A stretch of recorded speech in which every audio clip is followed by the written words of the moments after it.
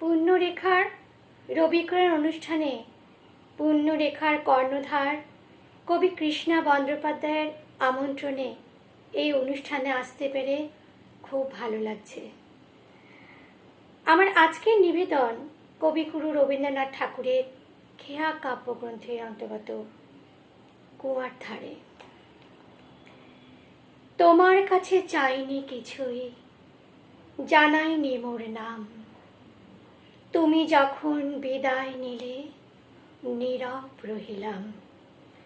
একলা ছিলেন কুয়ার ধারে নিমের ছায়াতলে, কলস নিয়ে সবাই তখন পাড়ায় গেছে চলে। আমায় তারা ডেকে গেল, আই গো বেলা যায়।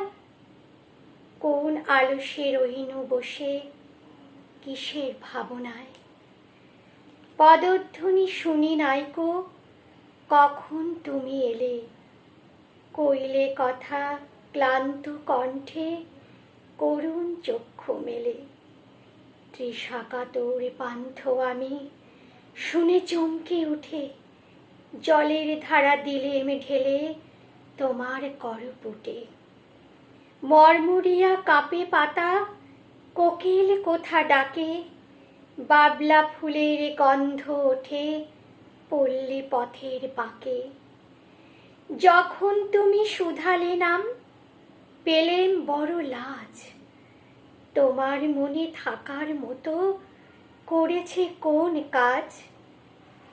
তোমায় দিতে পেরেছিলেম একটু তৃষার জল, এই কথাটি আমার মনে রহিল সম্বল। কুয়ার ধারে দুপুর বেলা তেমনি ডাকে পাখি, তেমনি কাঁপে নিমের পাতা, আমি বসে থাকি। নমস্কার।